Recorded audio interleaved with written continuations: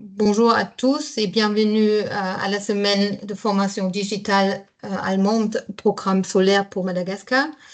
Je m'appelle Katharina Hay et je suis responsable de nos activités Madagascar dans le cadre de l'initiative de solutions énergétiques du ministère fédéral de l'économie et de la protection du climat d'Allemagne. C'est un plaisir de vous accueillir aujourd'hui en compagnie de mon collègue Harry Racontonson pour cette semaine de formation. Malheureusement, Madame Habibis ne pourra pas être présente aujourd'hui, mais elle adressera quelques mots d'ouverture lors de notre prochaine séance jeudi. Ah, pardon, je sais pas. En fait, j'ai commencé avec la transcription et pas avec. Je suis désolée, j'ai fait une faute. Ah, ok. Transcription, je ne veux pas ça. Ok, désolée pour ça. Donc, Madame Habibes du ministère ne pourra pas être présente aujourd'hui, mais elle adressera quelques mots d'ouverture lors de notre prochaine séance jeudi. Pour commencer, permettez-moi de vous donner un aperçu du déroulement de séance. Comme je l'ai déjà dit, toutes les séances seront enregistrées et votre participation impliquera automatiquement votre consentement à cet enregistrement.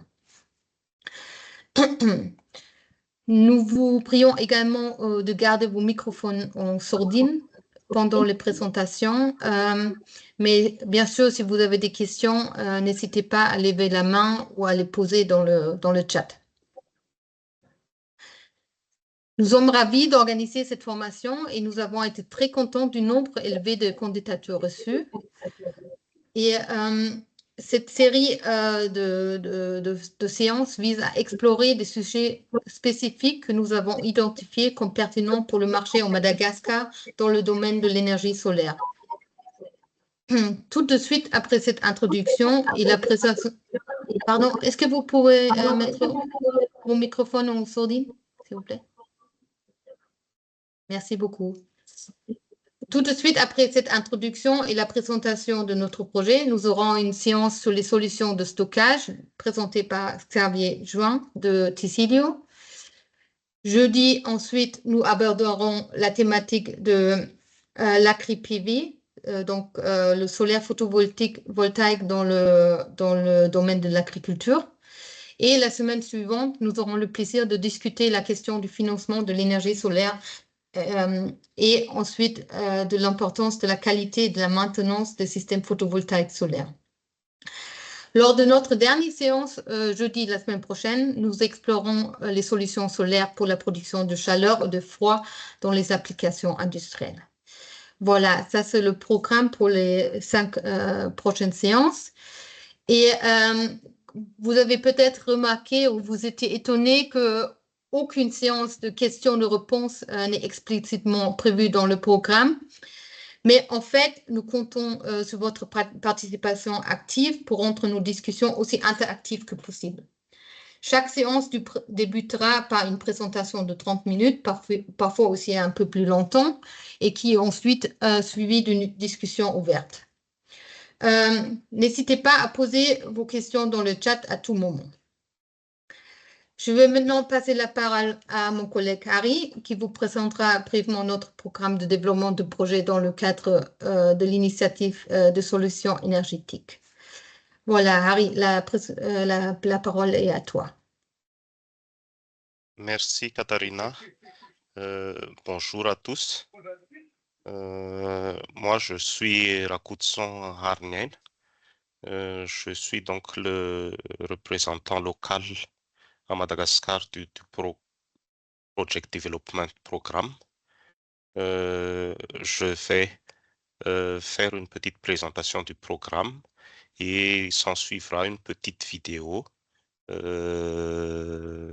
qui montre un peu le déroulement des activités au sein de PDP.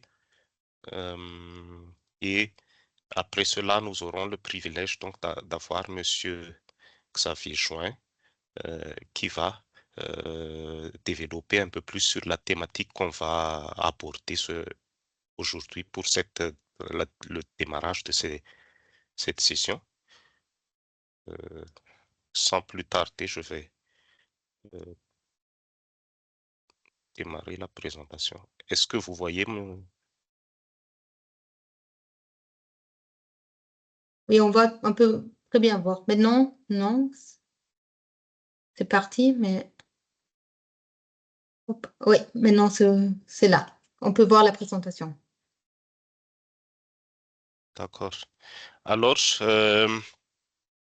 comme a dit ma collègue tout à l'heure, nous faisons partie donc d'une initiative qui s'appelle le German Energy Solution Initiative du ministère fédéral de l'économie et de la protection du climat. Le nom du programme est Programme de développement de projet ou PDP en abrégé. Quelle est cette initiative? C'est de soutenir la transition énergétique dans les pays partenaires et de faire la promotion des solutions apportées par des entreprises allemandes. Le programme est exécuté par la GIZ, qui est la société étatique de coopération qui développe, qui met en œuvre donc tous les programmes de coopération. S'il vous plaît, si vous pouvez vérifier votre micro parce qu'il y a une interférence. C'est une société étatique et c'est l'organisme de coopération donc, qui exécute tous les programmes d'appui mandatés par divers ministères en Allemagne. La GIZ est présente dans plus de 120 pays. L'expertise dont la plupart est axée sur des assistances techniques sont sur divers domaines comme l'énergie, le changement climatique, le développement durable, avec l'éducation, santé, environnement et emploi. Actuellement, il y a 21 projets actifs sur Madagascar, dont 3 axés sur le secteur de l'énergie, et donc dont PDP fait partie. Il y a d'autres programmes qui sont dans l'appui de l'électrification rurale et aussi d'autres activités comme la cuisson propre pour la partie énergie. Pour le cas de PDP, c'est un programme global et là, vous avez un aperçu des pays où le programme est actif. On est à peu près sur plus d'une quinzaine de pays en Afrique et en Asie principalement. Pourquoi le programme, pourquoi la transition énergétique? Vous voyez que attendez. Vous voyez que l'activité humaine, l'activité économique en général, crée des perturbations climatiques, surtout à travers l'émission, en particulier de gaz carbonique. Donc, tous les secteurs d'activité sont concernés. Cette émission peut se présenter de diverses manières. Il y a les émissions directes, il y a les émissions indirectes, et puis il y a les émissions aussi à partir des chaînes de valeur. Comme les émissions directes, ce sont les opérations directes des entreprises à travers les diverses technologies qui sont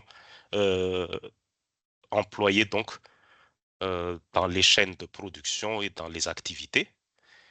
Pour les émissions indirectes, c'est plus lié à l'électricité, l'utilisation de l'électricité, la partie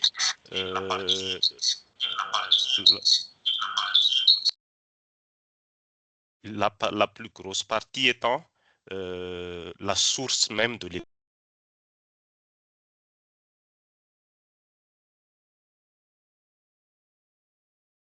Harry, on peut plus t'entendre.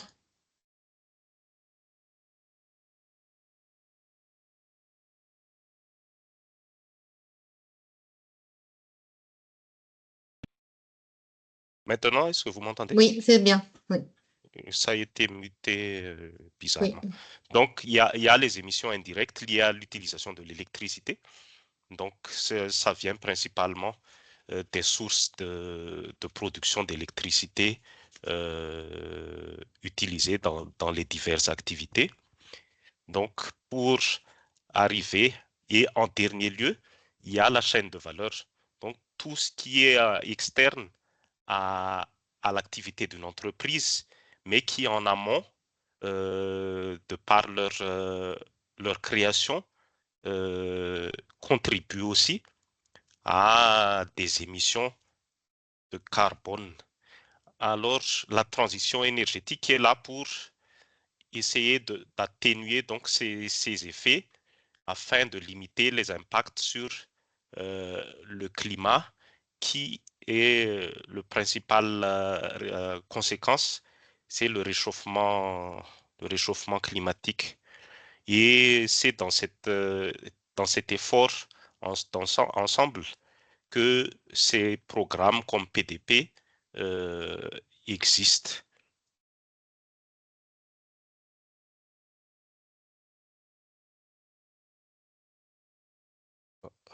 Qu'est-ce qui se passe avec la diapo? Je dirais que ça ne change pas. Attendez. Maintenant, c'est bon. Non, si. Qu'est-ce que vous voyez maintenant? C'est encore l'ancien, non? Oui, Ok, avant. là Oui, maintenant, maintenant. c'est bon. Alors,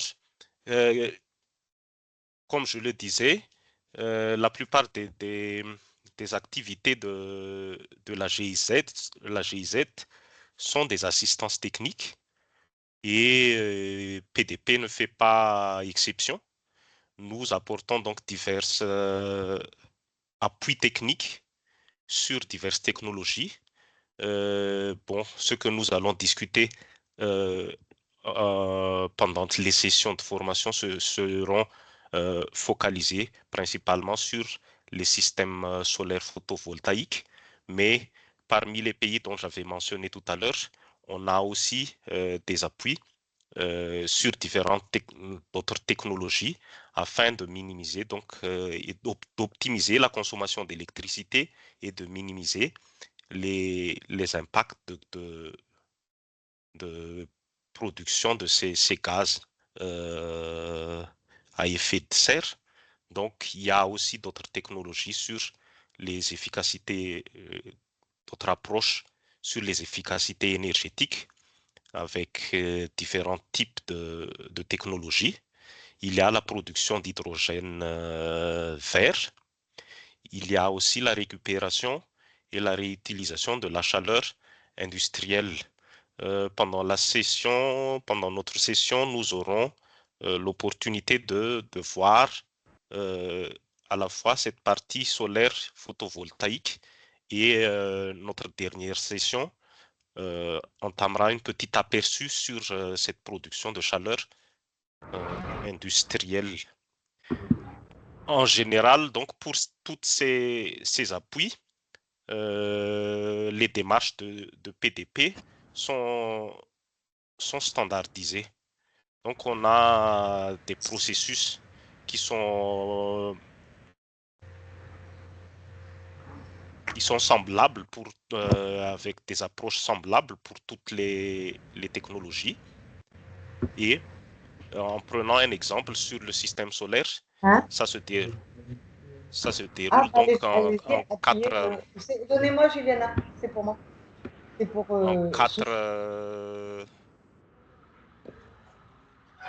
quatre étapes distinctes. Il y a un micro, s'il vous plaît, vous avez un micro qui est actif et qui perturbe. Donc ça se déroule en 4 étapes. La première étape étant l'identification. Donc on fait souvent des analyses et des collectes d'informations selon donc les projets à appuyer. Et la deuxième phase, c'est une optimisation technique. Donc, à ce stade, on essaie de développer des solutions customisées pour chaque type de technologie. Donc, pour le cas du solaire, on essaie d'identifier donc la taille optimale du système solaire avec toutes les contraintes qu'il y a autour de l'endroit où on prévoit de mettre en place ces systèmes. Après donc cette optimisation et définition de dimensionnement, on entre dans la partie financière où on essaie on fait les calculs de rentabilité et aussi de modéliser sur plusieurs modèles de financement, que ce soit un modèle clé en main ou un modèle d'autres modèles de financement comme la location en vente ou l'achat. Il y a un modèle qui s'appelle aussi ESCO, ou en général où les industriels ne deviennent pas propriétaires de la technologie, mais l'exploitent et payent des coûts fixes donc à des partenaires externes qui apportent le financement et la mise en œuvre de ces technologies. Et une fois qu'on a terminé donc cette étape, c'est la dernière phase où on présente donc des fournisseurs allemands qui peuvent travailler de concert avec les établissements afin de réellement mettre en œuvre le programme, les études qui ont été faites dans les 3 premières étapes. Alors, nous sommes neutres et transparents dans toute notre démarche. Et sur ces activités que nous avons montrées tout à l'heure, nous avons déjà plus de 10 ans d'expérience dans le développement de projets dans les pays en développement et dans les économies émergentes. Nous avons, à travers notre base de fournisseurs, donc, accès à de multitudes de fournisseurs, à la fois des fournisseurs de composants ou des sociétés d'ingénierie ou des sous-traitants de qualité avec qui le projet peut se développer. Et toute cette assistance technique est offerte à titre gratuit, sans frais. Ce que nous avons besoin, c'est juste votre temps et votre engagement afin de faire avancer ces études de préfaisabilité de projet. Ça, c'est les activités, disons, l'activité principale du programme. On a aussi d'autres activités connexes comme ce que nous sommes en train de faire actuellement.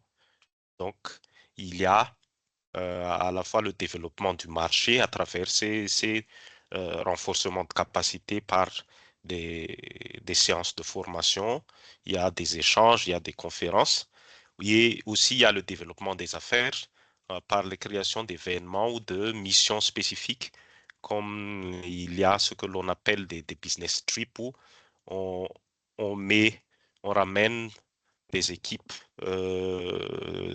d'entrepreneurs allemands dans le secteur à visiter le marché et faire des échanges donc avec à la fois les développeurs et aussi les futurs utilisateurs de technologie. Voilà dans l'ensemble ce que le PDP fait. Je vais partager cette présentation sur le chat tout à l'heure. Si vous avez des questions ou des requêtes, n'hésitez pas à revenir vers nous. À part PDP, donc, on a aussi un partenariat et une collaboration étroite avec d'autres institutions allemandes, comme la Chambre de commerce ou le DINA, qui est un autre programme sur les énergies, les solutions d'énergie renouvelable.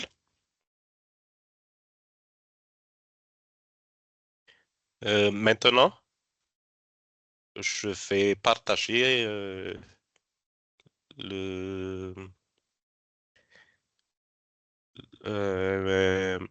la petite vidéo, comment normalement se déroulent ces étapes.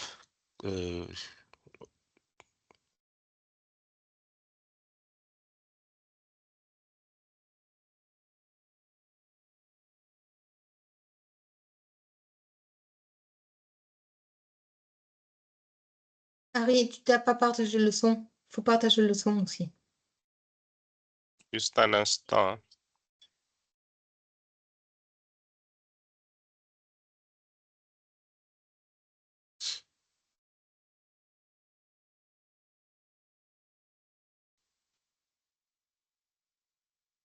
Énergétique respectueuse du climat avec le programme. Faire progresser des solutions énergétiques respectueuses du climat avec le programme de développement de projets.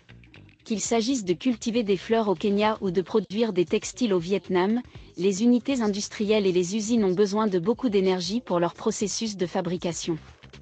La hausse des prix de l'électricité ou un approvisionnement énergétique peu fiable rendent un approvisionnement énergétique efficace et respectueux du climat particulièrement attractif. Le programme de développement de projets, PDP en abrégé, répond précisément à ce besoin et rassemble des entreprises de pays émergents et en développement avec des fournisseurs de solutions énergétiques respectueuses du climat de la base de données allemande sur les initiatives de solutions énergétiques. Mais comment ça marche exactement ? PDP fonctionne selon des étapes de développement de projets standardisés. Une équipe locale observe le marché et contacte les acheteurs industriels qui pourraient bénéficier de solutions énergétiques respectueuses du climat. Collecte de données au cours de cette phase, des données sur l'approvisionnement énergétique actuel et le site sont collectées. Quelle quantité d'énergie a été consommée récemment ? Où sont les économies potentielles ? Quel est l'état des espaces et des toitures disponibles ? Analyse technico-économique. Maintenant, ils évaluent. Quelle est la taille optimale du système ? L'acheteur peut-il investir lui-même ou d'autres modèles de financement sont-ils envisageables ? Les données permettent à l'acheteur de recevoir les propositions adaptées à ses besoins. Matchmaking. Dans l'étape suivante, l'équipe PDP suggère des fournisseurs allemands appropriés, à partir d'une base de données de l'initiative allemande pour les solutions énergétiques. La décision quant au choix du fournisseur appartient entièrement à l'acheteur. L'équipe PDP conseille les deux partenaires de manière neutre et gratuite jusqu'à la signature du contrat. L'accompagnement apporté par les équipes PDP permet de mettre en œuvre de manière réaliste des projets bancables. Une situation gagnant-gagnant qui stimule la croissance économique durable et la protection du climat dans le monde entier. Développez également votre potentiel commercial. Plus d'informations sur germanenergysolutions.de.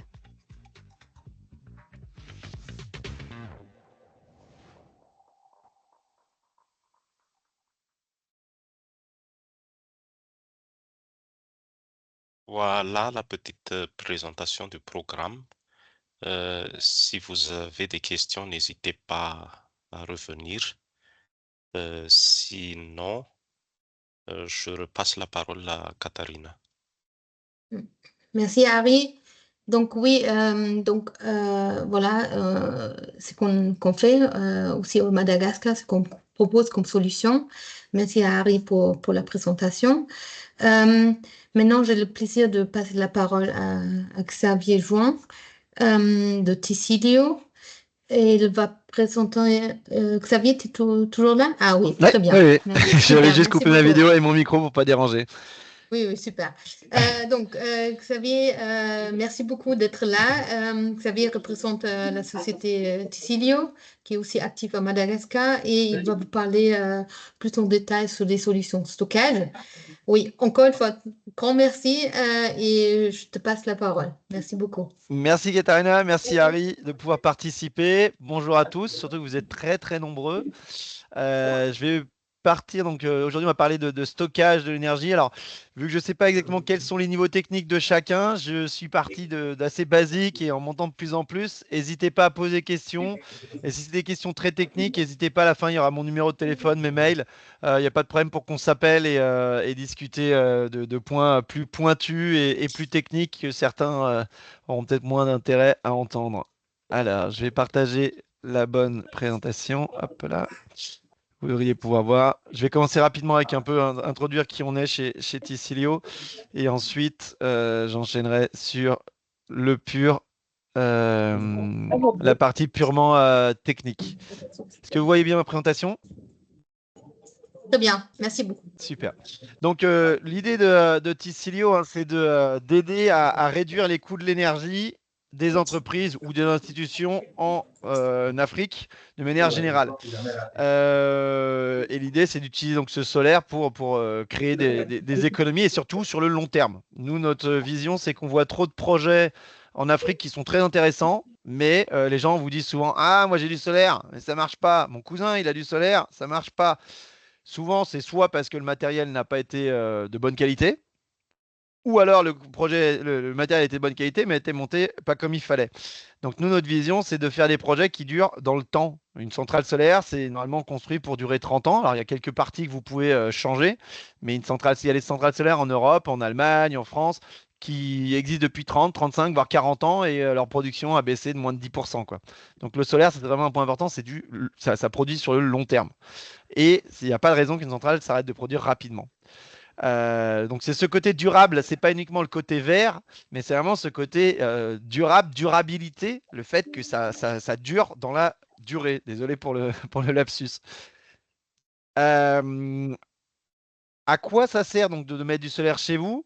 Nous, vraiment, ce qu'on essaie d'accompagner les gens, c'est de dépenser moins. Forcément, vous payez moins à la Jirama, vous payez moins sur votre générateur diesel, et en plus mieux, puisque vous êtes en train vous avez acheté votre centrale et donc ça vous permet d'avoir un côté marketing vert, le fait que vos produits que vous produisez sont plus propres, plus respectueux de l'environnement, un peu comme disait Harry, hein, c'est ce que recherche le PDP et beaucoup de bailleurs internationaux. Le but, c'est de dépenser mieux en ayant l'énergie verte et en plus moins chère. Donc ça, c'est vraiment la partie importante. Nous, on n'aime pas trop le solaire gadget qui est là juste pour faire beau et juste le vert. Non, non, il faut vous économiser de l'argent. Et on top, c'est super. En plus, c'est plus propre. Du point de vue de pourquoi le solaire en Afrique et pourquoi, moi étant basé en Allemagne, je m'amuse à aller faire des projets solaires en Afrique. C'est parce qu'on estime que l'impact est beaucoup plus important en Afrique que ce qu'on pourrait faire en Allemagne, dans le sens où, bien sûr, le solaire, c'est propre, où que ce soit fait, hein, que ça soit fait au pôle Nord, au pôle Sud, en Afrique, en Amérique latine ou n'importe où, c'est propre. La différence, c'est que quand vous en mettez en Allemagne, par exemple, il y a déjà 55% du mix énergétique qui est vert. Donc en clair, vous améliorez encore un petit peu, mais c'est pas comme en Afrique où à peu près, alors moins vrai pour Madagascar où il y a quand même de l'hydro, mais beaucoup de pays où vous avez à peu près 90, 95, voire 100% de l'énergie qui est d'origine fossile. Donc, impact très fort environnemental. Ensuite, il y a l'impact économique. L'énergie est chère dans beaucoup d'endroits. Alors, à Madagascar, autour de Tana, quand vous êtes en région 1, elle est pas forcément extrêmement chère, même s'il y a de plus en plus de coupures et donc elle devient chère parce que vous tournez sur le générateur diesel. Mais dès que vous êtes en région 2, 3, un peu plus loin, là, l'énergie commence à être très très chère. Et l'impact économique du solaire est énorme. Vous pouvez vraiment réduire vos coûts. Et cette réduction des coûts nous amène sur le troisième impact du solaire en Afrique, c'est un impact social, dans le sens où ça renforce les entreprises, donc ça les rend plus durables, vous créez des emplois directs, et surtout le solaire, en fait, est très dispatché. Si vous avez une centrale à Tamata, vous n'allez pas envoyer quelqu'un faire de la maintenance qui vient de Tana, quoi. En général, c'est un peu trop compliqué, trop cher, et voilà. Donc vous avez créé des emplois vraiment de façon disséminée dans tout le pays, donc il y a un vrai impact social. Et en plus, quand vous produisez de l'énergie vous-même, ça veut dire qu'il y a plus d'énergie sur le réseau qui va pouvoir aller à d'autres personnes qui n'y auraient pas forcément eu accès avant. En Europe, quand vous rajoutez comme je disais, hein, ça remplace une autre énergie. Vous allez faire moins de charbon, Vous voulez peut-être faire un peu. Voilà. Alors que ici, c'est vous en mettez plus à disposition, alors que dans beaucoup de pays d'Afrique, il y a un manque de production flagrant d'énergie. Donc voilà, c'est enfin, en bon franglais, ce triple bottom line qui est l'environnement, l'économie et le social, qui nous fait vibrer chez Tissilio et nous donne envie de faire de plus en plus de projets. Du côté de où est-ce qu'on est situé, hein, donc moi je suis basé en Allemagne, on a aussi une entité en France, on a fait des projets en Belgique, ça c'est pour l'Europe, mais surtout on a maintenant, alors elle n'est pas exactement à jour aujourd'hui cette centrale, cette carte, on en a encore un peu plus, on a une filiale au Sénégal, au Mali et au Niger, pas encore à Mada, mais où on a un très bon partenaire que vous connaissez sans doute, Materoto, qui est le plus grand, enfin l'importateur fort de l'île et qu'on s'est rencontré il y a déjà 3 ou 4 ans maintenant dans une formation justement German Training Week dans du PDP et on a beaucoup accroché ensemble et donc on développe des projets sur l'île. On va construire une première centrale dans la région de Tamatave. Je tairai le nom parce qu'il y a une des personnes de l'entreprise qui est ici, donc je ne voudrais pas la faire rougir.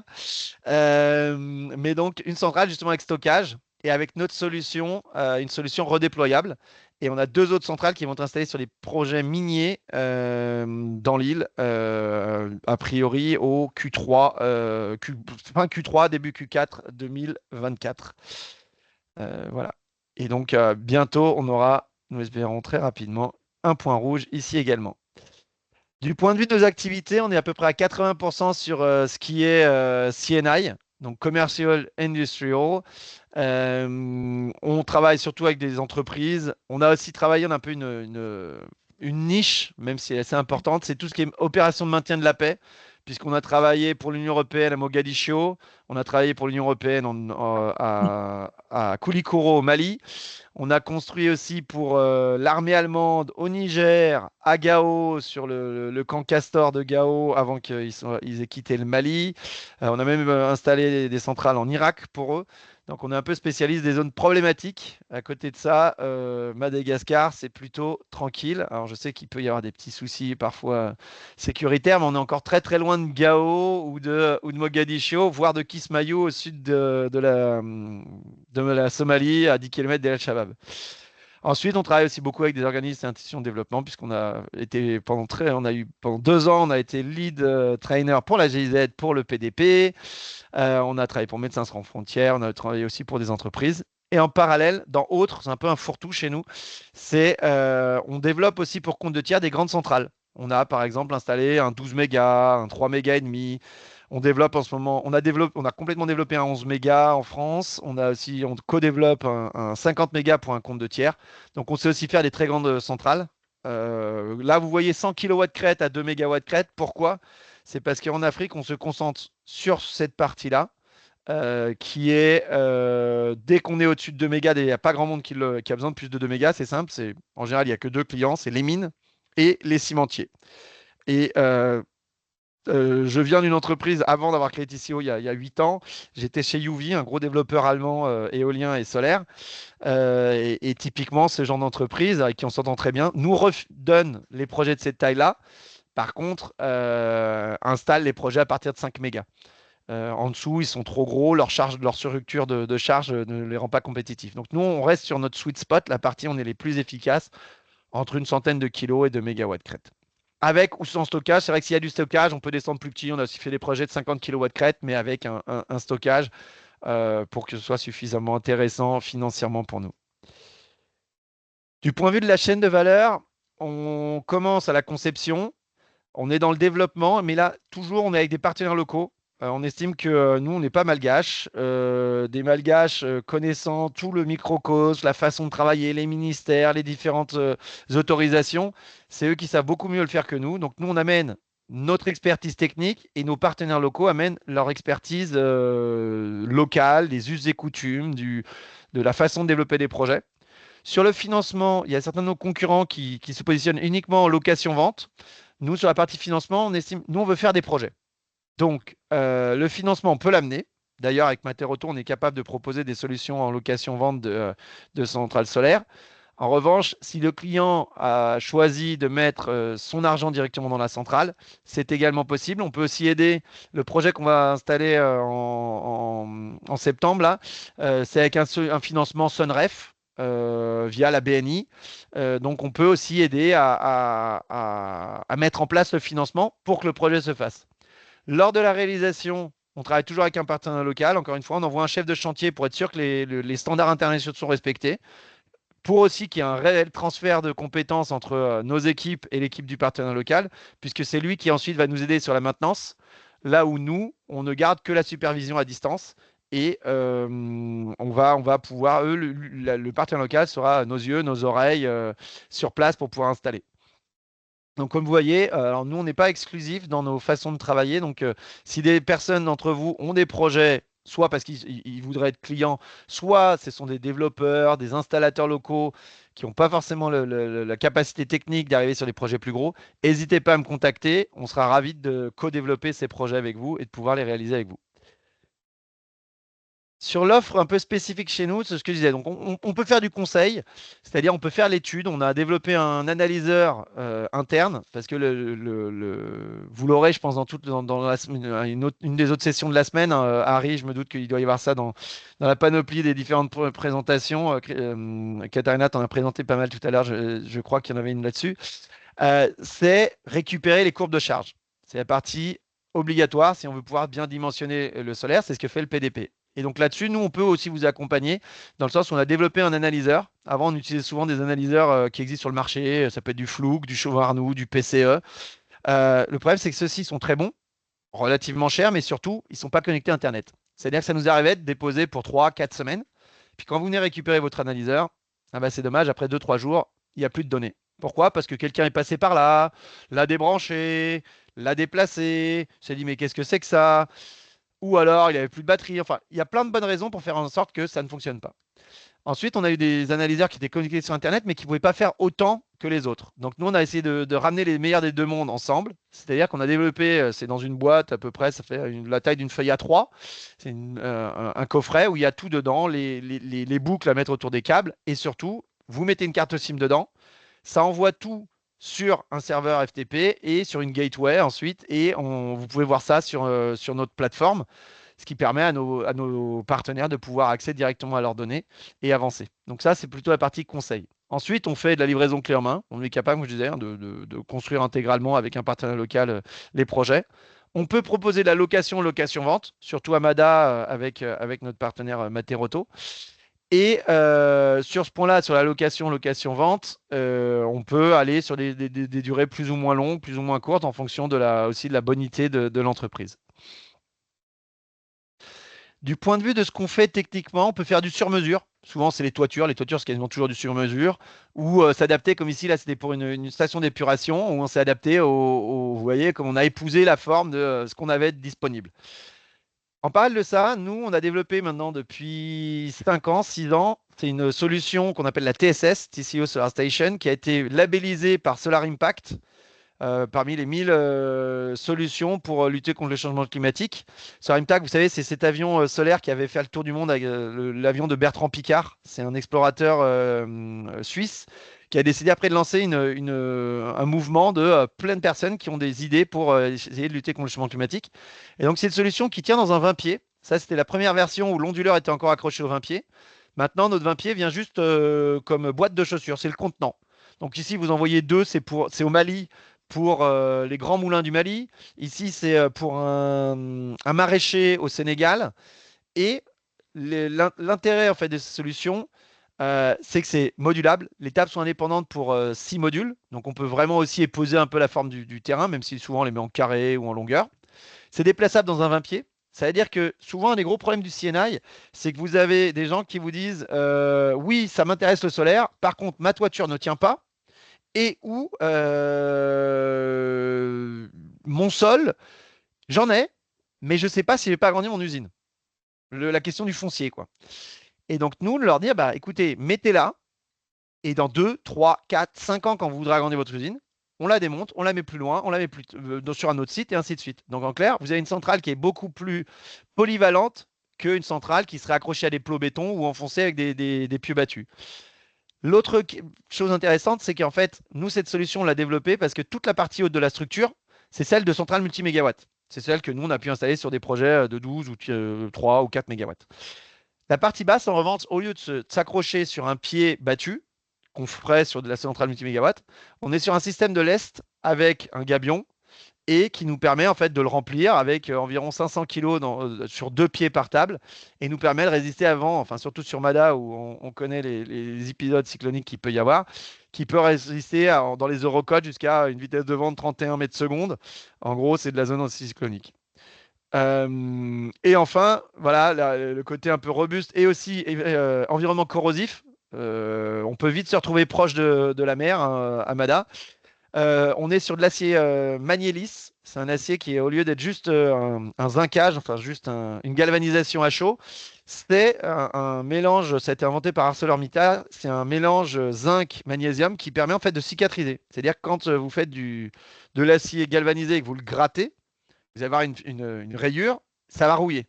Là, les ions sont capables de migrer pour refermer et cicatriser en fait cette rayure. Ce qui permet d'avoir une bien meilleure résistance à la corrosion et d'avoir une centrale qui va durer 30 ans sans problème.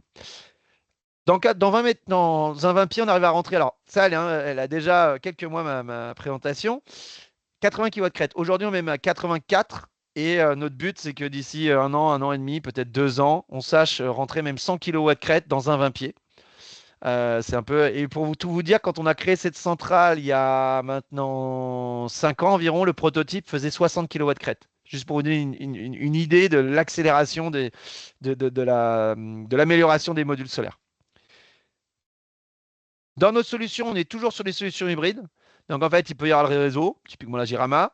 On peut hybrider du générateur diesel, ça c'est la combinaison la plus habituelle, un réseau plus générateur diesel. Le contrôleur a un EMS, j'en parlerai un peu plus tard, donc Energy Management System, qui lui va pouvoir parler avec le réseau, avec les générateurs diesel et le sujet de la session d'aujourd'hui, le système de stockage, qui est en option, c'est-à-dire que vous n'êtes pas obligé. Vous pouvez aussi, c'est ça qu'on dit toujours, nous, le solaire, c'est comme les Lego, vous pouvez mettre une première brique, un peu de solaire ici, avec l'hybridation réseau et générateur diesel, puis vous allez pouvoir ajouter plus de solaire, ajouter en toiture, ajouter du stockage et ainsi de suite pour couvrir de plus en plus grande partie de votre demande énergétique. Donc pour résumer assez rapidement, nous ce qu'on fait c'est de l'énergie compétitive. Ça ne nous intéresse pas de venir sur des projets où on est là juste pour faire beau. Notre but c'est vraiment d'aider les entreprises à réduire leurs coûts.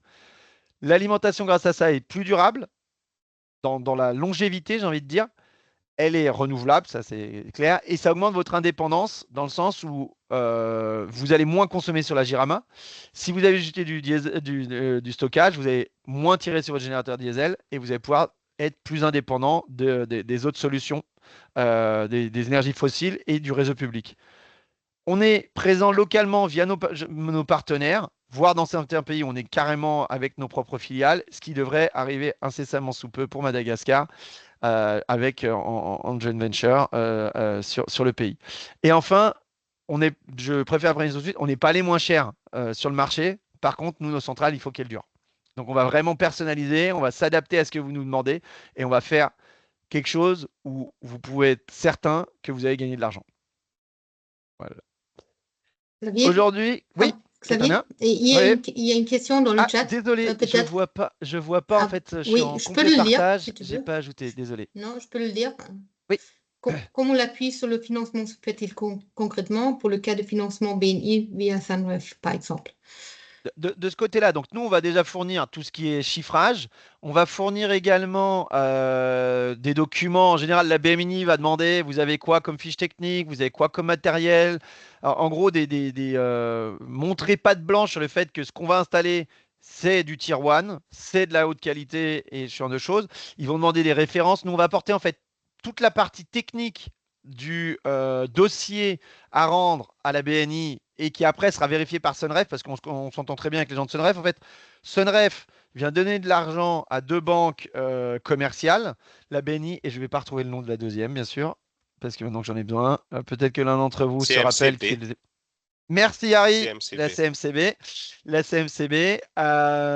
Et en fait, nous, on sait que Sunref va pouvoir venir nous voir et on pourra leur expliquer tout le cheminement technique du projet.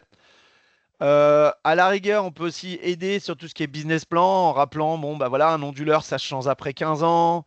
La maintenance, c'est tel tarif et vous pouvez vous attendre à tel potentiel, comment on dit, les provisions que vous allez devoir faire justement pour changer cet onduleur dans 15 ans. Enfin, les batteries, c'est plutôt après 10-12 ans. Enfin, toutes ces choses-là, nous, on va pouvoir les amener pour vous aider à faire un BP qui tienne plus la route et avancer.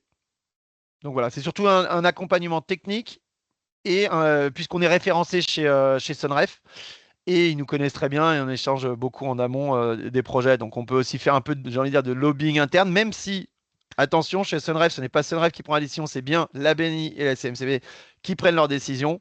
Mais voilà, c'est pour ça que j'appelle ça plus du lobbying. On va pouvoir plus essayer de faire parler du projet en amont, en interne dans ces banques-là. Mais c'est pas le Sunref qui prendra la décision, ni nous-mêmes. C'est bien la banque qui prendra ses décisions en comité d'investissement. Mais ça aide quand ils voient notre nom ou celui ou en tout cas que Sunref pousse derrière. J'espère que j'ai répondu à la question. Parfait. Oui, merci beaucoup. Donc, je vais repartager. Et je vais essayer de vous garder un peu, mais tout à l'heure, vous aviez disparu, donc je ne vous voyais plus. J'espère que là... Ouais. Katharina, tu me referas signe s'il y a à nouveau une question, Bien parce que sûr. sinon, je ne Bien la vois pas sûr. forcément. Donc, sur les systèmes de stockage. Alors, tout d'abord, j'ai préféré remonter d'un cran. C'est qu'est-ce que c'est s'il n'y a pas de système de stockage? Donc, le système de stockage, c'est pouvoir... le problème de l'énergie, c'est que c'est difficile à stocker. En général, il faut la consommer quand elle est produite. Donc, l'autoconsommation de base sur le réseau, hein, si vous êtes connecté à la Jirama, la grid, le solaire produit de l'énergie en DC, donc en courant continu. L'onduleur PV réseau le transforme en AC, donc en courant alternatif, celui que consomment toutes les charges à la maison. Beaucoup de vos charges à la maison, en tout cas, tournent en AC. Via le TGBT. Donc TGBT, je ne sais pas le niveau technique de tout un chacun. Donc tableau général basse tension. Et donc en clair, le solaire va être injecté dans le TGBT. La Jirama va juste voir moins de demandes. Pour le moment, alors la Jirama autorise une revente jusqu'à 40% de la production côté Jirama. Donc à Madagascar, on n'est pas obligé de bloquer. Dans beaucoup d'autres pays, on est obligé de mettre quand même un petit outil, un automate qui empêche d'injecter sur réseau et qui va brider l'onduleur PV pour qu'on n'injecte pas sur réseau. Avec les Jirama, vous pouvez, j'ai cru comprendre qu'il y avait de grosses difficultés pour le moment, en tout cas, encore à se faire payer ou au moins même à se le faire déduire de ses factures. Donc, je le dis, mais avec un gros bémol sur est-ce que c'est vraiment possible, mais au moins on peut laisser fuiter de l'énergie vers là-bas. Donc, on produit du courant continu, de l'alternatif, mais il faut qu'il y ait une concomitance entre la demande et la production. Je fais souvent la même blague. Harry, tu vas peut-être dire que je me répète. Katharina, je ne sais plus si on était là aussi dans la dernière présentation. Désolé pour vous deux ou ceux qui étaient déjà là une autre fois. Quand j'étais formateur à GIZ, je disais souvent, il y a quelqu'un qui vient vous voir, qui vous dit, ouais, moi je tire 1 MW, mettez-moi une centrale de 1,5 MW pour que ça marche bien. Puis vous le faites. Vous n'avez pas relevé la courbe de charge, vous ne savez pas trop. Il avait l'air tellement sûr de lui. Et puis il revient après que vous avez construit, il vous dit, mais ça marche pas votre centrale. Je baisse pas ma facture. Il dit, mais en fait, vous faites quoi? Ah, je suis une boîte de nuit. Et vous faites, ah oui, ça va être plus compliqué là. Moi, je devrais produire la journée, vous consommez la nuit. Donc, on a un vrai souci là. Donc, cette idée de concomitance, de produire en même temps qu'on consomme, elle est bête. Mais en fait, là, c'est complètement extrême. Mais il faut vraiment le prendre en compte dans le design. Et le deuxième point qui est important là-dessus, ce que beaucoup de monde n'a pas forcément en tête et ce qui est difficile à faire comprendre à des clients, parce que pour eux, le solaire, c'est fait pour pouvoir tourner, c'est qu'une centrale en autoconsommation comme ça, l'onduleur, s'il y a un blackout, la Jirama vous découple ou là, il y a juste une coupure, elle s'arrête cette centrale. Vous n'avez plus d'énergie du tout. Pourquoi? Parce qu'un onduleur PV réseau, donc un onduleur de ce type-là, ne sait pas créer les paramètres de réseau, donc la fréquence et la tension que crée le réseau public, ou que peut vous fournir un générateur diesel. Dans ce cas-là, on est dans ce qu'on appelle un fuel saver, ou une solution de stockage. Donc en clair, si vous voulez ne plus sentir les coupures de la Jirama, la solution, c'est soit il faut que votre générateur diesel il tourne à côté, soit il faut que vous ayez du stockage. Donc voilà un peu, c'était juste pour vous amener sur la question de à quoi ça sert le stockage, pourquoi on ne peut pas mettre juste du solaire. Parce que le solaire, tout seul, quand il y a une coupure réseau, ne sait pas marcher. Il lui faut quelqu'un qui lui donne les paramètres réseau. Donc, c'est le générateur diesel ou le réseau qui peut le faire. Ça vous permet en néanmoins de réduire votre facture Jirama. S'il y a le générateur diesel, également, pendant les coupures, vous allez réduire votre consommation de diesel. Mais votre générateur diesel va continuer à tourner en permanence en parallèle de votre solaire. Donc ça, c'est intéressant. Souvent, comme un premier pas, la première brique, on commence comme ça. Parce que la partie stockage, c'est ce qu'on va dire plus tard, c'est la partie la plus chère du système. Donc, avant de vous lancer, si vous n'avez pas une bonne courbe de charge, en général, on peut commencer par ça. Par exemple, nous, c'est avec notre TSS, là, notre petite solution à 80 kg. On met d'abord ça, on relève la courbe de charge, et une fois qu'on a bien compris comment les gens tournaient, on ajoute du stockage pour être sûr qu'il soit bien dimensionné. Donc, comment ça marche quand on est en automation directe? Vous allez voir ce slide, vous allez le voir pas mal de fois, mais c'est justement pour faire comprendre l'évolution des designs possibles. Là, c'était un exemple, je crois, si je me rappelle bien, c'était un hôpital au Sénégal, avec le matin et le soir, les pics du matin, du soir. Après, c'est les clims qui se mettent à tourner, ce genre de choses. Si on a une connexion directe, on voit que la demande est vers 160 le midi. On va mettre 150 kW pic. Grâce à ça, on va pouvoir autoconsommer 100%. Alors ça, c'est des termes que vous allez voir souvent, hein, autoconsommation et autoproduction. L'autoconsommation, c'est quel est le pourcentage de ce que ma centrale produit que j'arrive réellement à consommer. Et l'autoproduction, c'est quel est le pourcentage de ce que moi je consomme, de ma demande, qui est couverte par le solaire. Donc là, on met 150 kW crête. On va pouvoir autoconsommer 100%. On voit qu'on n'écrète pas, on ne bride pas la centrale. Par contre, on ne couvre que 25% de la demande. L'autre solution, personne qui paierait très cher son énergie ou qui veut pouvoir dire je couvre une plus grosse partie, je mets une centrale plus grosse, 250 kW crête. Sauf que ce que vous voyez, c'est vu que, alors, pas à Madagascar, parce que vous pouvez revendre une partie à Jirama, mais bon, si vous n'êtes pas payé, ça ne sert pas à grand-chose. En gros, il y a des moments où la centrale, elle est bridée. Vous n'allez pas pouvoir utiliser la totalité de l'énergie. Donc en fait, là, on est à 89% d'autoconsommation, c'est-à-dire qu'il y a 11% que vous n'utilisez pas, que vous pouvez tenter de revendre à la Jirama, et dans d'autres pays, vous n'allez même pas pouvoir la produire. Grâce à ça, alors il y a une partie donc, de l'énergie qui est en manque à gagner, mais grâce à ça, vous avez quand même 37% de la demande qui est couverte. Donc là, vous dites, comment je fais pour aller plus loin? Vous pourriez agrandir. Ça ne va pas changer le fait que la nuit, vous ne produisez pas. Il y a un moment où vous allez prendre peut-être toute la journée, mais vous allez écrêter énormément. Donc, vous allez vous dire, bon, on va peut-être ajouter du stockage. Le premier stockage ajoutable, c'est en général un stockage de puissance. Parce que c'est ça aussi, stockage n'est pas égal à stockage. Il y a différents types de stockage. Alors, techniquement, mais aussi de ce que le stockage peut vous apporter. Le stockage de puissance, c'est en fait de pouvoir se mettre à tourner en pur solaire. La batterie, vous voyez là, stockage puissance, elle a un onduleur de batterie qui lui est capable de créer le réseau. C'est-à-dire que si le générateur s'arrête, enfin, vous allez pouvoir arrêter le générateur diesel. Si le réseau de la Jirama, que désolé, j'ai oublié de remettre ici, tombe, c'est le système de stockage qui prend le relais, qui va créer les paramètres réseau et qui va permettre donc à l'onduleur PV complètement normal de tourner.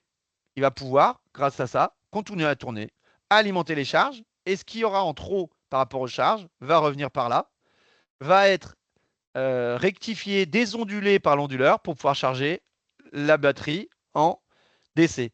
Pourquoi on appelle ça un stockage de puissance? C'est que ce n'est pas une très grosse batterie. C'est une batterie qui, en général, avant, on disait 30 minutes, voire maintenant plutôt 1 heure, parce que c'est des batteries trop rapides. Les batteries à 30 minutes, c'est des batteries très chères. Une batterie d'1 heure ou à la rigueur de 2 heures.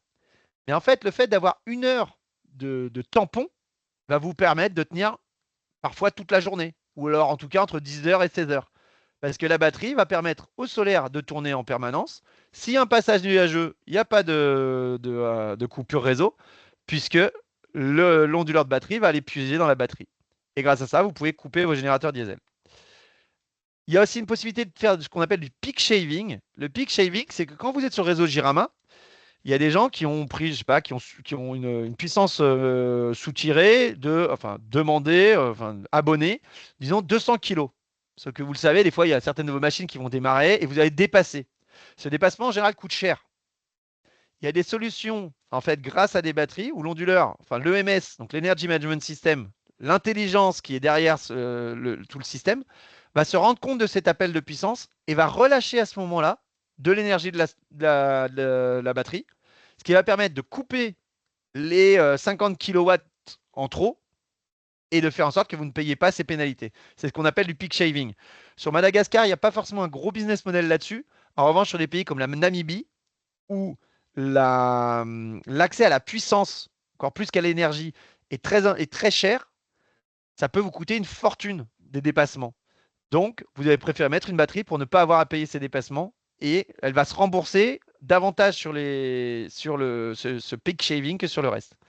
Et donc là, la différence aussi, c'est que l'économie, elle n'est plus uniquement sur la partie variable de la Jirama ou des générateurs diesel. Quand on se bat contre un générateur diesel où on est en fuel saver, vous venez que baisser le diesel consommé, mais le générateur continue à tourner. Ici, vous pouvez couper les générateurs. Quand vous coupez votre générateur, ça vous permet de réduire les coûts de maintenance, puisque les coûts de maintenance, ils se font, vous savez, en nombre d'heures par générateur, en général tous les 250 heures. Donc si, au lieu de tourner 24 heures sur 24, votre générateur ne tourne plus que la nuit 12 heures sur 24, vous avez déjà divisé par 2 le nombre de maintenance par an. Donc divisé par 2 votre consommation, vos coûts de maintenance.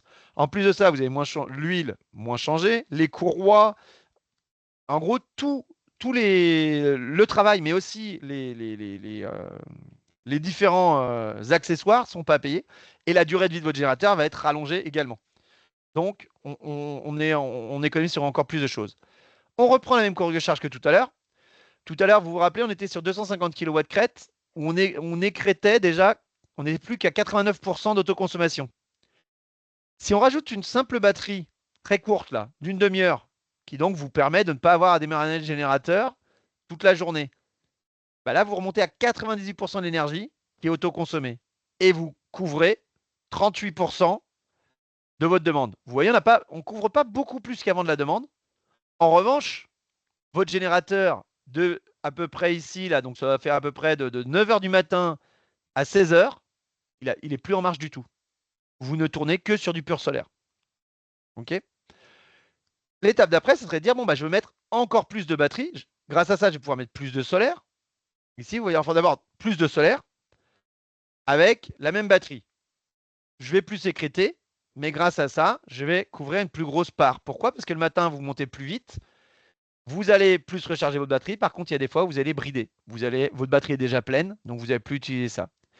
Mais pour des gens qui veulent couvrir une plus grosse partie, par exemple des gens qui tourneraient que sur le générateur diesel, bah, l'augmentation de 5% ici va très vite rembourser les 70 kW pic supplémentaires.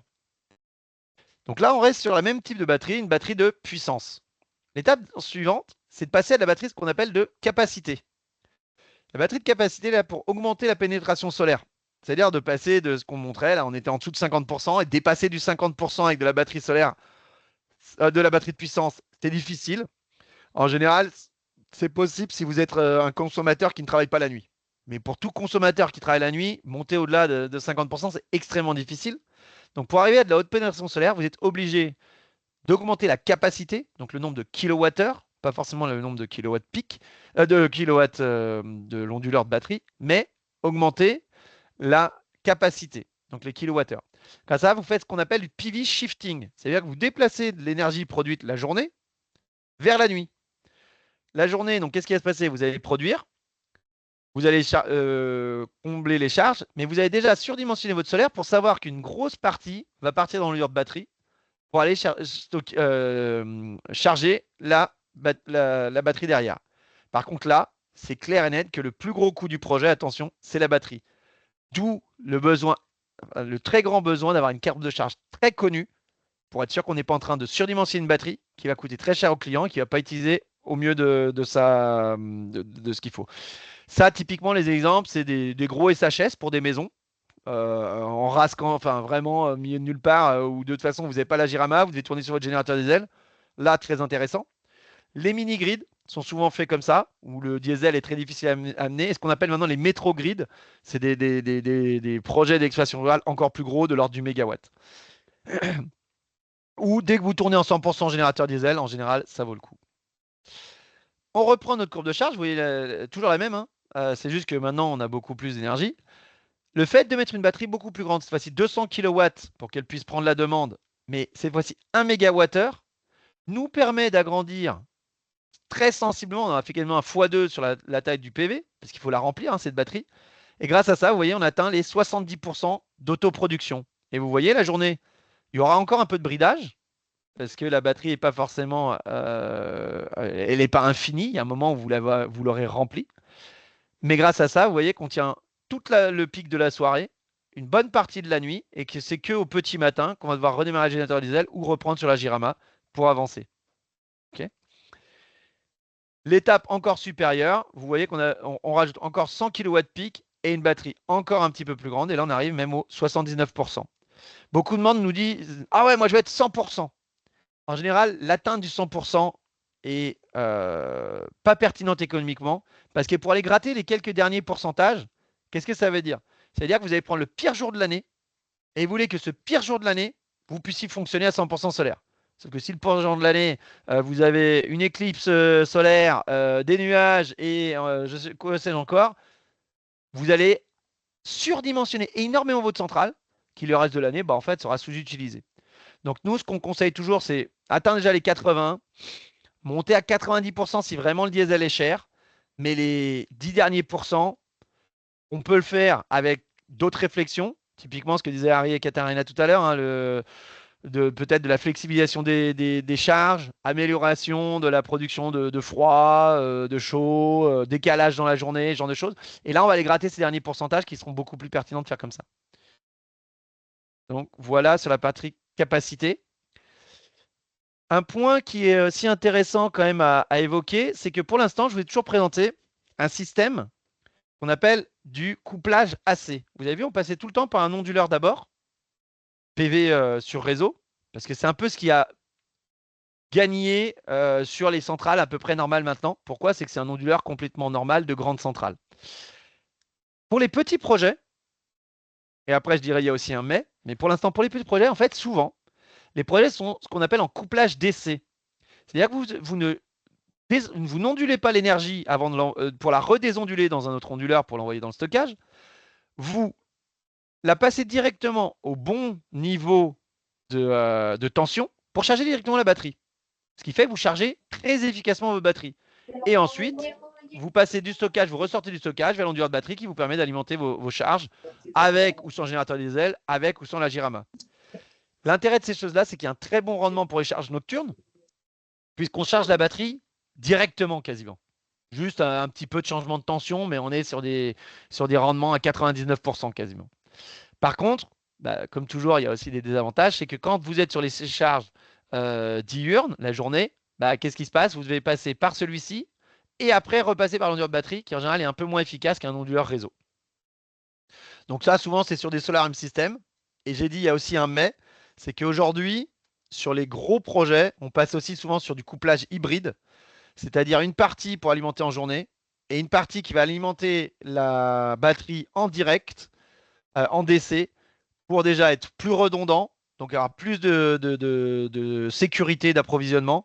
Et en plus, pour ne pas avoir à surdimensionner son onduleur de batterie, puisque celui-ci, dans le cas de ici, il faut que cet onduleur de batterie soit capable de prendre toute la puissance solaire au cas où il n'y ait pas de charge pour charger la batterie. Donc, en fait, vous êtes obligé de dimensionner l'onduleur de batterie aussi gros que le PV, même si en fait les charges sont relativement petites. Là, votre onduleur de batterie, il est dimensionné que pour les charges. C'est-à-dire que si vous avez des charges relativement faibles, eh ben, pas de problème, vous avez un onduleur de batterie plus petit, et donc vous économisez sur l'onduleur de batterie. Et donc ce que je disais, une des choses qui est très intéressante, c'est ce couplage hybride, où vous êtes à la fois en DC coupling pour charger vos batteries, et en AC coupling. Donc vous rajouteriez ici une branche avec du PV et un onduleur de réseau, qui permet de faire le meilleur des deux mondes. Pour vous donner une idée sur les différents couplages, hein, là vous avez ici donc le DC coupling, celui qu'on vient de voir. Ici le AC coupling, où on ondule d'abord et après on redésondule pour la batterie. Les intérêts, les avantages du DC coupling, ce que j'ai dit, c'est que à la base c'est comme une architecture historique. Ceux qui connaissent un petit peu du Victron et ce genre de choses. Alors SMA l'avait à l'époque, mais ils ont arrêté. Par exemple, SMA ne fait que du AC coupling. Victron ne fait que du DC coupling. Donc il y a aussi des acteurs qui sont très spécialisés sur différentes choses. Historiquement, toutes les petites centrales étaient faites comme ça, et donc il y a un bon savoir-faire. C'est facile à mettre en œuvre. C'est des petits appareils. Un DC-DC charger, ça va peser 5 kg. C'est pas un onduleur de 25 kg. Voilà. Et donc, ce que je disais, c'est taille réduite, c'est léger, c'est plus facile à emmener dans des zones un peu complexes, ce genre de choses. Les désavantages, le câblage est plus complexe et plus cher en général. Vous verrez qu'il y a différents types. Après, si on est sur du plomb acide, il faut que les longueurs de câble soient exactement les mêmes, que les sections soient les mêmes. Il y a du travail un peu plus complexe de design à faire. Souvent, c'est centralisé en un seul point. On ne peut pas forcément injecter, si vous avez plusieurs maisons, ça va être difficile de dispatcher entre les maisons. Là où avec du couplage AC, on peut très bien mettre un peu de solaire sur chacune des maisons, qui va être autoconsommé là, et une batterie à un seul endroit. Sur le DC coupling, c'est assez compliqué à gérer. Et donc voilà. Du côté couplage AC, l'intérêt, vous êtes couplé directement aux charges, donc vous avez peu de pertes. Et le prix est tiré vers le bas. Pourquoi? Parce qu'en fait, le couplage AC, c'est ce qui se fait sur toutes les grandes centrales en multi-mégawatts ou en CNI 100, 200 à 2 mégawatts. C'est quasiment tout le temps que du couplage AC. Donc en fait, les prix, forcément, vous êtes sur un marché de très très gros, alors que là, le couplage AC, pendant longtemps, ça a été un peu une niche. C'est pour ça que SMA, par exemple, est parti de ça. Ils avaient à une époque des DC-DC chargers, et ils ont arrêté ça, je pense, il y a 8 ou 10. Ouais, il y a 10. Moi, c'est quand je suis rentré dans le hybride que ça a été arrêté. Donc il y a 10 ans, parce qu'ils trouvaient que c'était trop de la niche, justement. Le problème, par contre, du couplage AC, c'est que vous vous retrouvez souvent à mélanger des marques. Vous avez un onduleur d'une marque, l'onduleur PV d'une marque, l'onduleur de stockage, enfin de batterie d'une autre marque. Il faut réussir à faire parler tout ça en même temps. Alors maintenant, il y a de plus en plus aussi de producteurs d'onduleurs PV qui se sont mis aussi sur les onduleurs batterie. Donc ça a un peu régressé cette question-là, mais ça peut arriver assez souvent. Il faut qu'il y ait aussi une bonne interaction entre ces différents éléments, puisqu'en fait, on va réguler l'onduleur par variation de fréquence, et ça, il faut que ça soit bien géré. D'où une question de programmation un peu plus complexe de ce niveau-là. Du point de vue des différentes technos, là, vous allez voir à peu près des projets qui sont sur toute la vie de Ticilio, puisque celui-ci, il a 7 ou 8 ans. C'est en Somalie du Sud. Et vous voyez, c'est de la batterie plomb acide. Donc en clair, pour 500 kWh, on avait 24 ou 30 tonnes, entre 24 ou enfin une trentaine de tonnes de batterie amenées sur un site à 10 km des Al-Shabaab, donc proche de zone de guerre. C'est pas très agréable, surtout avec les routes de la Somalie. Donc le plomb acide est presque en train de disparaître. Même si vous aurez peut-être des vendeurs de plomb acide qui vont venir, je ne sais pas si OPK, mais OPK a aussi développé maintenant ses solutions en lithium-ion. Très difficile pour beaucoup d'applications. Encore pour de la mobilité type chariot élévateur, il y en a encore, mais sur le statique, ça vous n'en verrez presque plus. Cher, compliqué, ça ne dure pas très longtemps. Ça tient, même les meilleurs OPK, si vous l'avez vraiment surdimensionné, on était sur du 2500, 3000 cycles. Là où le lithium-ion est plutôt à 4000, voire 6000 cycles. Donc ça, c'est du plomb acide. Ça, c'est du lithium-ion. Ça, c'était il y a 4 ans. Pourquoi je les ai mis ensemble? C'est parce que ça, c'est des systèmes qu'on dit 48 volts. À l'époque du plomb acide, il n'y avait pas de batterie haute tension ou presque pas. C'est-à-dire que tout ça, c'est des batteries. La tension au bout est de 48 volts. Donc vous vous retrouvez par contre avec du courant, de très très haut courant.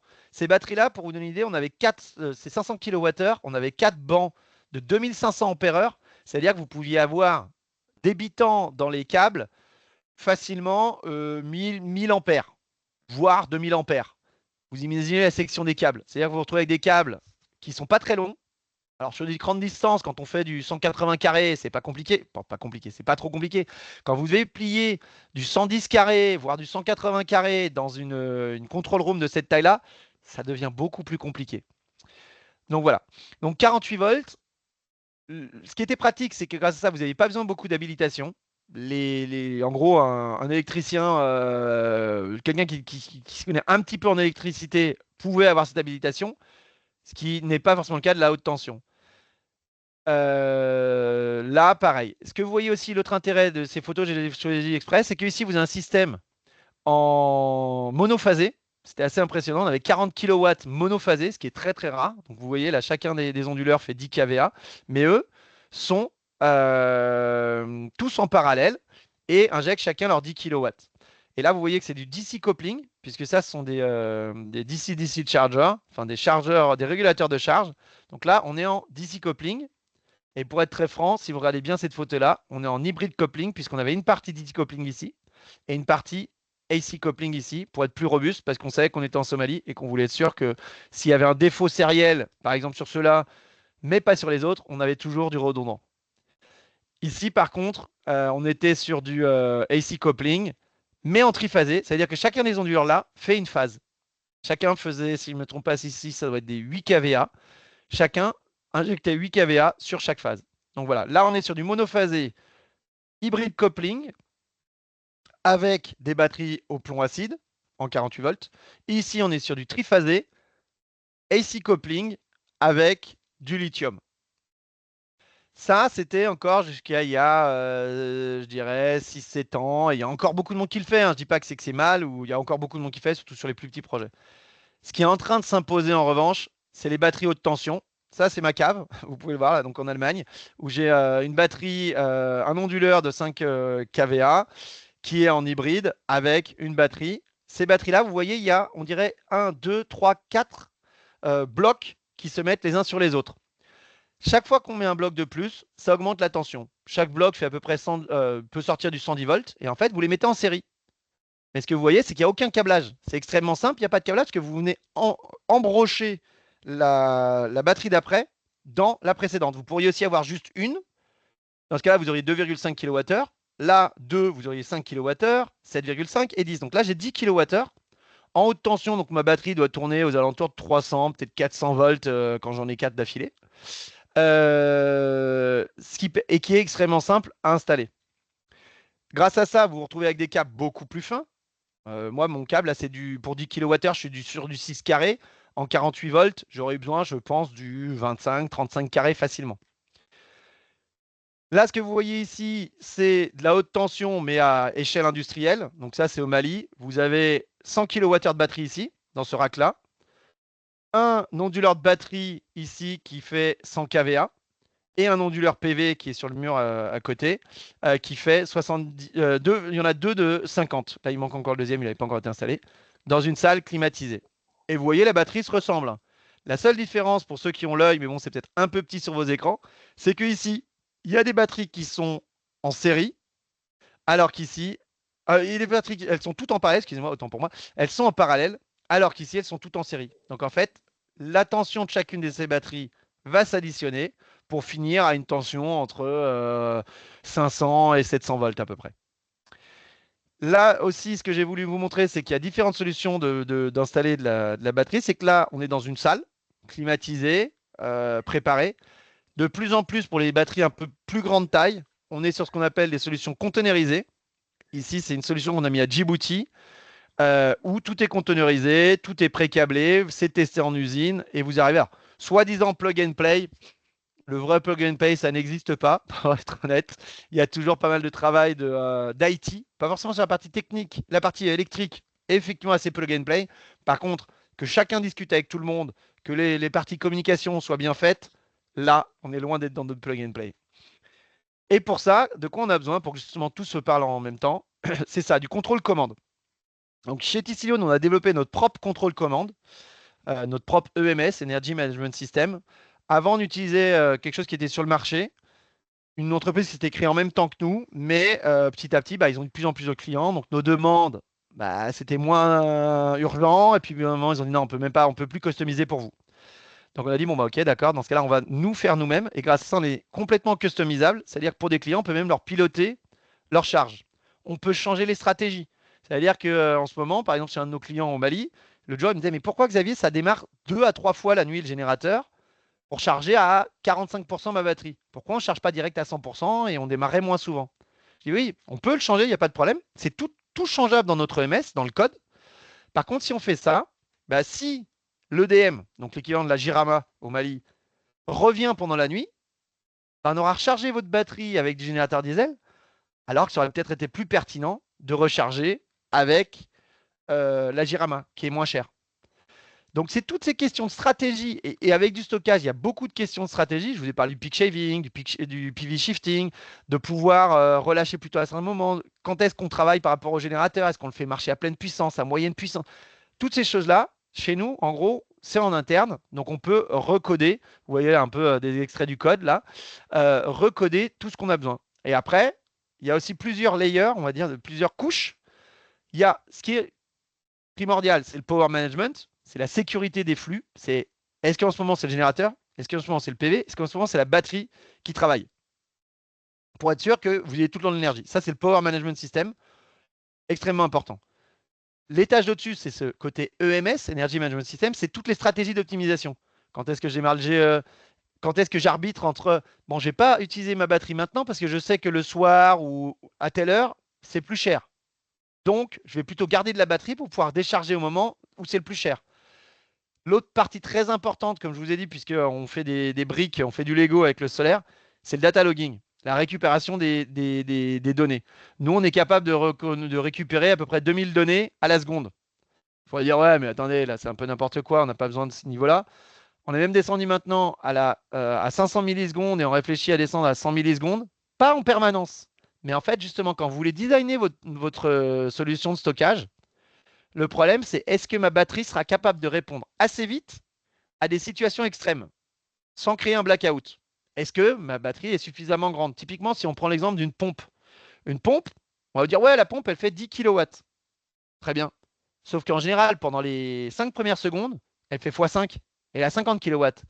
Donc, si vous avez mesuré les données sur une période de 10 minutes, une moyenne, les 5 secondes, vous ne les voyez même pas. Elles ont été noyées dans la moyenne. Donc, ce qui est important, c'est des fois de savoir descendre à ces niveaux de précision pour justement, si vous avez mis par exemple que du PV et que vous voulez après dimensionner votre batterie, c'est d'être capable de descendre à des niveaux extrêmement faibles, enfin extrêmement courts, pour être sûr qu'on n'est pas en train de faire n'importe quoi avec votre batterie de stockage. Le solaire, j'ai envie de dire, c'est une techno très très simple. C'est ça qui est génial dans le solaire. C'est que c'est extrêmement simple et donc peu de maintenance, c'est très facile. À partir du moment où il y a du stockage, il faut vraiment faire attention qu'on soit sûr que le stockage va bien marcher comme on l'entend. Donc ça, c'est pour la partie data logging. Et enfin, la dernière, c'est nous, on est sur une architecture hybride. C'est-à-dire qu'il y a beaucoup de données qui sont stockées localement, jusqu'à 3 mois, si je ne me trompe pas. Et après, ça pousse sur le cloud les données. Donc en fait, même si on a un problème de communication, ça nous est arrivé au Mali, où il y a eu un problème d'Internet. Pendant 3 jours, on a perdu la com avec notre centrale. Alors nous, on a envoyé quelqu'un sur place pour être sûr qu'il n'y avait pas de souci. Mais en fait, on s'est rendu compte que tout tournait parfaitement. Et surtout, après ces 3 jours de coupure, on a vu remonter les paquets petit à petit de données qui nous ont ramené toutes les données. On n'a perdu aucune donnée en fait, ce qui aurait été gênant, puisque comme je l'ai dit, la donnée c'est le nerf de la guerre pour bien dimensionner. On n'avait perdu aucune donnée des 3 jours, même si en fait il n'y avait pas d'internet. Pourquoi? Parce qu'on avait enregistré en local. On a aussi une HMI, donc HMI pour rappel c'est interface homme-machine. On peut avoir une interaction avec le stockage sur place directement en local sans internet. Comme ça, si nous on a un problème, par exemple sur une centrale, on peut venir et se reconnecter sur la HMI. Et bien sûr, vous avez une vision qui est sur le cloud, qui arrive sur notre plateforme, qui vous permet de voir exactement ce que fait votre centrale. Alors la vision, par contre, sur le cloud, on descend à la minute. On n'est pas forcément descendu à la seconde. Par contre, on a toutes les données brutes. Donc si un client nous demande, oui, j'aimerais bien avoir mes données brutes, pas de problème, on lui ouvre notre serveur FTP et il peut récupérer tout ça. Donc j'espère que je ne suis pas allé trop loin dans la partie vraiment technique. S'il y a des questions, n'hésitez pas. Je vais vous montrer un peu du basique avec les différents couplages, les différentes technologies pour arriver sur un peu plus pointu, on va dire, tout ce qui est EMS et ce genre de choses. Est-ce que vous avez des questions? Merci, Xavier. Pour l'instant, il n'y a aucune question dans le chat. Ah, si, là, il y a une. Qui sont les partenaires à Madagascar? Mais je pense que tu l'as déjà dit tout à l'heure. Effectivement, j'ai déjà cité, on travaillait avec Materoto sur la partie justement financement et ce genre de choses. Après, il n'y a pas de souci, nous, on est ouvert aussi à travailler avec d'autres personnes, à regarder. Sur l'installation, on a travaillé ici plusieurs fois avec Ankowai Solar. Donc voilà, après nous on est ouvert. Si vous avez des projets, si vous voulez développer des projets avec nous, on en sera ravis. Merci. Peut-être s'il n'y a pas de questions, peut-être il y a des partages sur des expériences avec le stockage ou est-ce que vous avez, voilà, où est-ce que vous voyez le besoin de stockage au Madagascar ou quelles sont les thématiques par rapport à ça qui sont importantes, pertinentes. Donc, on sera ravis d'avoir vos expériences et vos réponses. Là, il y a une question par rapport à ton adresse email. Donc, je pense qu'il n'y a aucun souci que tu vas partager ton adresse email. Pas de problème, je viens de me rendre compte que c'était pas la bonne adresse de finalisation. Je vais changer dans la présentation. De toute façon, la présentation, je vais te l'envoyer, Katharina, et je mettrai bien mon adresse et mon numéro de téléphone. Très bien. On va partager la présentation avec vous. Euh, voilà. Est-ce qu'il y a encore des questions? Ah, il y a Harry qui a levé sa main. Vas-y, Harry, s'il te plaît. Oui, Xavier, s'il te plaît, pour la partie stockage, est-ce que tu peux donner un peu une visibilité sur les coûts? Alors, c'est une très bonne question, mais qui est très difficile à répondre. Comme j'ai dit, dans un système de stockage, c'est pas comme dans le solaire où, par exemple, tu me dis, bah, c'est quoi le prix au kilowatt crête et je te donne un prix. Dans le stockage, tu as deux composantes. Tu as la longueur de batterie et la batterie. Et tu peux pas vraiment les séparer l'un de l'autre. C'est-à-dire que là, tout à l'heure, j'ai montré une batterie 200 kW, 100 kW, 100 kWh. Ça, typiquement, c'est une batterie 2C. Donc, c'est une batterie rapide. C'est-à-dire qu'elle peut se décharger sur 30 minutes. Cette batterie-là, si je reprends le même système de stockage et je mets 200 kW, mais 200 kWh, c'est pas du tout linéaire le prix. La batterie par kWh sera moins chère. Le tout sera plus cher puisque tu as 200 kWh. Et encore mieux, si je te mets 200 kW, 400 kWh, c'est la batterie 0,5C, ce qui est maintenant en train de s'établir comme la norme des batteries qui en fait se vident sur 2 heures en lithium-ion. Ça c'est en train de devenir la norme. Et bah ça, c'est encore un prix différent. Mais pour vous, parce que je sais que les gens aiment bien comme avoir un prix en tête, une solution de stockage que je viens de décrire, là, une 100 kVA par exemple, 200, 215 kWh, ça va aller chercher autour de 80 000 euros à peu près. 80 000 euros, ouais. Mais voilà, est-ce que ça veut dire que c'est 400 euros du kilowattheure? Non. Est-ce que ça veut dire que c'est 800 euros du kilowatt? Non plus. Donc c'est très difficile. C'est tout le temps l'assemblage des deux qui peut donner un prix. Donc c'est ça qui rend très difficile si vous demandez même à des concurrents, c'est quoi le prix de la batterie? Si tient la route, il ne devrait pas vous dire c'est tant du kilowattheure parce que ça dépend de quelle puissance j'ai besoin, ça dépend de quelle vitesse vous voulez la décharger, ça dépend de tellement de paramètres qu'on ne peut pas répondre. Sur le solaire, à part, il va vous poser la question, il va dire bon, vous êtes en toiture ou vous êtes au sol? Et une fois que vous avez répondu à ça, il sait vous dire un prix normalement, quoi. Et la taille, vous ne payez pas le même prix si vous demandez 5 kW crête ou si vous demandez 5 mégas. Mais en gros, si vous dites voilà, je veux quelque chose qui fait à peu près cette taille pour une usine et c'est en toiture, il va savoir vous donner un prix normalement. Sur la batterie, enfin sur le système de stockage, de parler de batterie, justement c'est pas bon. C'est sur le système de stockage, très difficile à répondre. Il y a encore une question dans le chat et moi j'ai aussi une question, mais peut-être après. Question plutôt technique. Si on couple l'autoconsommation avec un groupe diesel, pas de risque de retour de tension vers le groupe? Non, justement, parce que l'EMS qu'on met en place, c'est ce qu'on appelle un fuel saver. Lui va voir, en gros, vous avez la Jirama. Elle coupe. À ce moment-là, votre PV va tomber. Le PV va vérifier ce qui est en train de se passer. Vous avez démarré votre générateur diesel. Là, l'EMS, enfin, en tout cas, il faut que vous en ayez un, sinon là, vous allez avoir un vrai problème, effectivement. Je pars du principe que ça a été installé comme il faut. Votre EMS va se rendre compte que vous êtes passé en mode fuel saver, donc avec un générateur. Et un générateur, on ne l'emmène jamais à zéro. Contrairement à la Jirama, le but c'est de l'amener à zéro, voire de lui injecter du courant pour qu'on vous redonne, on vous paye. Avec un générateur diesel, il ne faut surtout pas. Et il ne faut même pas le faire descendre en dessous de ce qu'on appelle la charge partielle minimale. En anglais, c'est MPL, Minimum Partial Load. Il ne faut pas le faire descendre en dessous de ça. Et ça dépend du fournisseur de générateur diesel. Ça peut être entre 20 et 30% en général. Il y a quelques marques dont j'ai entendu parler qui apparemment seraient capables de descendre à 5%. Le risque est quand même assez fort que d'un seul coup, comme vous dites, vous réagissiez pas assez vite et qu'il y ait un retour de courant vers le générateur. Mais en fait, en ayant cette charge partielle minimale, ça vous donne suffisamment de buffer, de marge pour ne pas avoir ce que vous décrivez, un retour de tension vers le groupe. Donc, vous allez être obligé effectivement de brider. L'EMS va envoyer un ordre à l'onduleur pour réduire la consommation produite et vous bridez votre onduleur. Donc, j'espère que ça a répondu à la question. Nous avons Oui. 3 sources de centrales photovoltaïques, 80, 100 kg, 30 kg. Et nous avons remarqué que si le panneau solaire, il me manque la fin par contre. Ouais, voilà. C'est que Ah. j'avais- Merci Gabriel. Bah, peut-être, moi, je pourrais te demander une petite question sur la maintenance. Je ne sais pas si tu as adressé ou j'ai raté un truc.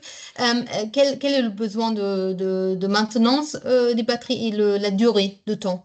Si tu Ouais, pourrais dire alors, quelque chose. sur la maintenance, il y a peu de maintenance à faire. La maintenance principale, alors surtout si vous êtes en mode containerisé, la maintenance principale, c'est nettoyer les clims pour être sûr qu'elles restent toujours bien au frais, vos batteries. Même si nous, on installe que du... Il y a différents types de lithium. Il y a du NMC, nickel, manganèse, cobalt, qui en ce moment est de moins en moins utilisé. C'est ce que vous avez surtout dans vos ordinateurs et dans vos téléphones portables. En stationnaire, de moins en moins. Pourquoi? Parce que elle coûte cher et surtout il y a du cobalt dedans. Et il y a beaucoup de monde qui maintenant ne veut plus toucher au cobalt parce que du fait des problèmes de droits humains, une grosse partie du cobalt venant de RDC, il y a beaucoup de monde qui ne veut pas travailler avec ça. Et en plus, c'est plus cher. Donc beaucoup de monde s'est tourné vers la LFP, lithium fer phosphate, qui est une autre technologie lithium, qui tient mieux la chaleur. Donc celle-ci tient mieux la chaleur. Par contre, elle prend un peu plus de volume, mais c'est toujours mieux quand même de la climatiser. Pourquoi? Vous allongez la durée de vie. Donc pour revenir à la durée de vie, en général, au niveau des cellules des batteries, c'est 6000 cycles. 6000 cycles, si c'est bien dimensionné, nous en général on dimensionne pour faire à peu près un cycle par jour. Bah, 6000 divisé par 365, on est de l'ordre de 15 ans, je pense. Ça doit être ça, hein. J'ai pas refait le calcul depuis quelques temps, mais on doit être sur 16,4 exactement. Ce qui se passe, c'est que vous risquez d'en faire un peu plus. En général, les garanties sur les systèmes tout intégrés, c'est de l'ordre de 5 ans, la garantie. Mais vous savez que votre batterie devrait durer, si elle est bien utilisée, vous avez peut-être des fois à faire un peu plus qu'un cycle. Elle va durer 12 à 15 ans. Si on a un lithium-ion, attention, hein, je ne parle pas du tout du plomb acide. Sur certaines batteries, vous pouvez avoir des garanties de 10 ans, mais rarement sur l'ESS complet. Il y a eu beaucoup de producteurs qui avaient du 10 ans, mais c'était difficile de l'obtenir en général pour l'Afrique parce qu'ils avaient peur des températures. Maintenant, il y a quelques-uns qui arrivent. Ce qui se passe, c'est qu'il y a de plus en plus de gens qui se contentent en fait d'une garantie 5 ans en sachant que ça durera 15 ans. C'est comme un boulon, quoi. Un boulon, je crois, c'est garanti 2 ans, mais tout le monde sait qu'un boulon, ça va durer 40 ans. Bah, en fait, c'est un peu ça. Il y a toujours une différence entre la garantie et la vraie durée de vie du matériel. Mais voilà, en gros, pour faire simple, entre 10 et 15 ans et en termes de cycle, entre 4000 et 6000 cycles. Merci beaucoup, super. Tu as encore le temps pour 2 questions? Il y a une question dans le chat. Et peut-être la personne qui a posé la question avec les 80 kW crête pour s'adresser directement et je peux commencer par celle que j'ai dans le chat là. Oui, alors non, travailler sur un simple bilan de puissance, en général, c'est pas très bon. Ça donne une direction. Mais le problème, c'est que ce qu'on se rend compte, c'est que souvent, vous êtes complètement surdimensionné. Pourquoi? Parce que si on ajoute, typiquement, on prend votre maison et qu'on ajoute tout ce qu'il y a dans votre maison, je pense que votre maison a besoin de 15 ou 20 kW, voire plus, si vous avez quelques clims. Mais en fait, vous n'avez jamais tiré ça. Pourquoi? Parce qu'il n'y a presque jamais tout qui tourne en même temps. Et même quand vous pensez que tout tourne en même temps, théoriquement, vous avez votre clim, votre frigo et votre machine à laver. Ce qui se passe, c'est que dessus, c'est écrit 300 watts un frigo. Mais un frigo, ça tire quasiment jamais 300 watts. Ça tire entre 5 et 10 minutes, 300 voire 600 pendant quelques secondes, parce qu'il y a le compresseur qui se met en marche. Après, le compresseur il continue à tourner à 300, puis s'arrête. Donc vous êtes quasiment à zéro. Sauf peut-être un ventilateur.